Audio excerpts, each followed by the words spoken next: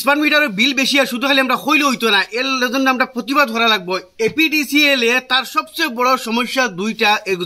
এক নম্বর সমস্যা হইল গিয়া লো ভোল্টেজ, আর 2 নম্বর সমস্যা হইল গিয়া মেঘ দিলে কারেন্ট 8-10 ঘন্টা 12 ঘন্টা পাওয়া যায় না। এই রকমের বড় দুইটা সমস্যা না সলভ করিয়া মানুষের স্মার্ট মিটারের বোঝা খান্ত তুলে দিছে, যার কারণে মানুষে যে জায়গায় আগে 200-300 বিল ভরতো ওই জায়গায় 1000-1200 বিল ভরতে হয়। কিন্তু এর লাগে আমরা শুধু গরব হইয়া হইলে হইতো না যে বিল বেশি আর বিল বেশি, আর এর লাগে আমরা প্রতিবাদ করতে লাগবো, আমরা মাটিতে লাগবো, আমরা বারণি লাগবো, কারণ আমরা জনসাধারণের পয়সাদার। আমি আপনার তোরা কইতাম চাই, আপনার যদি 20-25 হাজার টাকার ফ্রিজ নষ্ট করতে 1 নম্বর হারণ নিয়ে থাকলো গিয়া লো ভোল্টেজ। আপনার যদি একটা মোটর নষ্ট হয় তার হারণ নিয়ে থাকলো গিয়া আপনার লো ভোল্টেজ। আপনার যদি এখন ফ্যান নষ্ট হয় তার হারণ নিয়ে থাকলো গিয়া লো ভোল্টেজ। আপনার যদি একটা বাতিয়ে 1 বছরের ওয়ারেন্টি থাকে, ওয়ারেন্টির ভিতরে নষ্ট হয়ে যায় তার হারণ নিয়ে থাকলো গিয়া লো ভোল্টেজ। এর বাস্তব উদাহরণ আমি আপনার তোরে দিতাম চাই। আপনি ঠান্ডার দিনও দেখিও ভোল্টেজ বেশ থাকে, ঠান্ডার দিনও ঘরের কোনো বস্তু চলে না, না ফ্যান খারাপ হয়, না লাইট খারাপ হয়, না ফ্রিজ খারাপ হয়, না মোটর খারাপ হয়, না ওয়ার জ্বলে, না কাটাউট জ্বলে, কিচ্ছু জ্বলে না। একমাত্র কারণে তাহলে ভোল্টেজ বরাবর থাকে, যার কারণে কিচ্ছু নষ্ট হয় না। আর গরমের দিনে এলে কি হয়, যে জায়গাতে আমরা 220 ভোল্ট কারেন্ট ফাইতে লাগে ও জায়গাতে আমরা ফাইয়ের কত 70-80-90 ভোল্টেজ, যার কারণে মানুষ একটা 9 ওয়াটের বাতি বর্তমানে জ্বালাইতে পারে না। মার্কেট থেকে গিয়ে 5 ওয়াটের বাতি আনের। এসপিডিসি হলো সবচেয়ে বড় সমস্যা হইল গিয়া লো ভোল্টেজ। ভিত তো হুজাই দিলে আমি কইতাম চাই, বাকি এখন কইতে না, ভিত তো আস্তা হুজাই জেলার মধ্যে কোনো জায়গায় তিলা নাই যে ভোল্টেজ মানে বরাবর আছে, একদম ভোল্টেজ কম। আর এই ভোল্টেজ কমের কারণে আপনি তোর ঘরের যাই ইলেকট্রনিক অ্যাপ্লিয়েন্স আছে, ইকুইপমেন্ট আছে, এটা নষ্ট হওয়ার 1 নম্বর কারণে হলো গিয়া লো ভোল্টেজ। আর আপনি তো এই স্মার্ট মিটারের উপরে বিল বেশি উঠার কারণে হলো গিয়া লো ভোল্টেজ। গতিকে আপনি এপিডিসি আমি কইতাম চাই, এপিডিসি হলো সবচেয়ে বড় গাফলতি।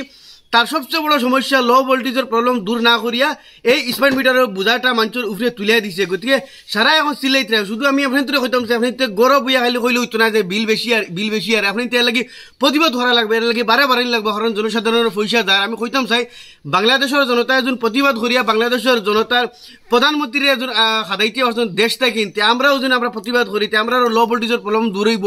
আর সকালে মেঘ দিছিল, আমি কইতাম চাই সকালে মেঘ দিছিল, সকাল থেকে কারেন্ট নাই, এখন গিয়ে 2টার সময় কারেন্ট আইছে। ফরুকু হাঞ্জাওয়ালা মেঘ দিছিল, সারা রাত কারেন্ট নাই, সকাল গিয়ে 10টার সময় কারেন্ট আইছে। গতিকে এপিডিএসএলের সবচেয়ে বড় বড় সমস্যা এগুলা দূর না করিয়া মানুষের এই স্মার্ট মিটারের বোঝাটা দিছে। গতিকে আপনি বারক্কা মাতক্কা আর আইসাল বারোই তৈলে মাত্র হইলে প্রতিবাদ করতে হইলে রাস্তাত বারোই লাগতো না। আপনি ফেসবুক আছে, ইনস্টাগ্রাম আছে, ওটাত লেখক্কা পোস্ট করক্কা। আমি কইতাম চাই 1000 মানুষ যদি একলগে পোস্ট করে দিন ফেসবুক ইয়া ইনস্টাগ্রামতে, হুজাই এপিডিসিএল অফিস খাফি যাইব 1000 মানুষে। শুধু ফেসবুক আর ইনস্টাগ্রামে যদি আপনি লেখেন আর পোস্ট করেন, ওটা বিষয় যে এপিডিসিএল সবচেয়ে বড় মানে কমজোরি হইল গিয়ে লো ভোল্টেজ। এর বাদর কমজোরি হইল গিয়া খালি মেঘর তোরা খালি ফিনি মেঘ দিলে 10-12 ঘন্টা পর্যন্ত কারেন্ট থাকে না। ওটা সমস্যা দূর না করে মানুষের এই স্মার্ট মিটারের বোঝাটা দিয়া মানুষের 1 টাকার জায়গা 3 টাকা বিল পরিশোধ করে। গতি আপনি মাতক্কা বারক্কা ইনস্টাগ্রাম আছে, ফেসবুক আছে, পোস্ট করক্কা, রাস্তায় যাওয়া লাগতো না, আপনি তো খামবন ছাড়িয়ে অফিসের সামনে গিয়ে ধর্ণা দেওয়া লাগতো না। গতিকে মাতক্কা এপিডিসিএলের সবচেয়ে বড় গাফলতি ওখান। আর আমি বারবার আপনি তোর কইতাম চাই, আপনি তোর ঘরের ফ্রিজ নষ্ট হওয়ার মেইন কারণ হইল গিয়া লো ভোল্টেজ, মোটর নষ্ট হওয়ার মেইন কারণ হইল গিয়া লো ভোল্টেজ, ফ্যান নষ্ট হওয়ার মেইন কারণ হইল গিয়ে লো ভোল্টেজ। বাস্তব উদাহরণ আপনি ঠান্ডার দিনও দেখিলে বা ভোল্টেজ ফুল থাকে, কোনোদিন কিছু নষ্ট হয় না। খালি গরমের দিন আইলো ফ্যান নষ্ট, ফ্রিজ নষ্ট, মোটর নষ্ট, ওয়ার জ্বলের, কাটাউট জ্বলের, একমাত্র কারণে তল গিয়া লো ভোল্টেজ। এগুলা নিয়মে আমি যে বিষয় হয় এগুলার ক্ষতিপূরণ নিয়মে এপিডিসিএলে ভরতে লাগে, কিন্তু না ভরিয়া আজ এপিডিসিএলে মানুষের এই স্মার্ট মিটারের বোঝা দিয়া এখন 1 টাকার জায়গা 3 টাকা বিল পরিশোধ করে। গতিকে ভাই বারক্কা এগুলিকে মাতক্কা না মাতিলে ভাই তোর সারা জিন্দগি ওই হিসেবে যাইব। আমরা 1 টাকার জায়গা 4 টাকা বিল ভরিয়া যাওয়া লাগবো, কারণ এপিডিসিএলে তার নিজে তার এটা প্রবলেম সুধারণ করতো না। অনেক একদিন ইঞ্জিনিয়ার আসলো ডবখার, আমরা বাই একজনে মাতাইছিল যে আমরা এরিয়ার 220 ভোল্টেজ ফাইতে লাগে, ও জায়গাতে আমরা অনলি 70-80-90 ভোল্টেজ ফাই। আর এর কারণ কি আমরা এই প্রবলেম সলভ হইতো না। হে উঠে হয় আমরা উপরে থেকে কারেন্ট ফাই না, আমরা দিতাম হানো। আবার তোমরা উপরে থেকে কারেন্ট ফাও না, তোমরা দিতে কারণ এটা তোমরা প্রবলেম, তোমরা সলিউশন করতে, তোমরা এটা সলিউশন না করিয়ে তোমরা আজ মানুষের এই স্মার্ট মিটার দিয়া মানুষের বিলের জ্বালা দিয়া আজ মানুষ খাইতে পারবে না। ও জায়গায় মানুষ 1000-1200-1500-2000 টাকা পর্যন্ত একজন মানুষের ঘরের বিল ভরের, দুকান ফ্যান চালার, একটা লাইট জ্বালার 2000-3000 টাকা বিল। আর গতিকে মেইন সমস্যা যেটা এটা দূর না করে মানুষের এই দিয়া মানুষের বিভূতি বানাইছে। গতিকে সারা বারো মাতক্কা এর বিরুদ্ধে প্রতিবাদ করক্কা, ফেসবুক আছে, ইনস্টাগ্রাম আছে, লেখক্কা, কোনো যাওয়া লাগতো না। 1000 মানুষে পোস্ট করলে হুজে এপিডিসিএল খাফা লাগবো। গতিকে মাতক্কা। আর আমি কইতাম চাই ইটার তারা সংশোধনী কোনোদিন করতো নাই।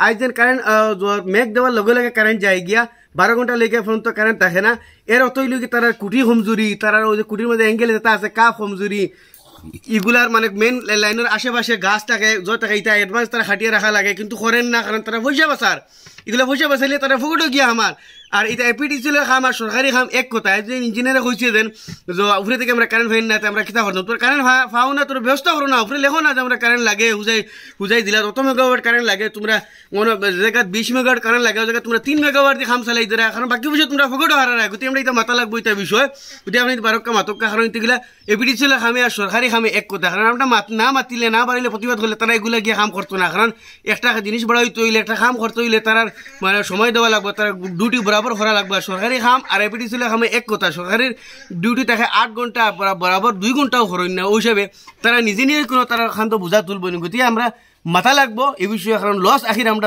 তারা কিচ্ছু না তারা শুধু ফায়দা ওর আশা করি ভিডিও ভালো লাগবে শেয়ার করবা আর আমার মতামত তোর মতামত কিতা নিশ্চয় কমেন্ট করে জানাইবা।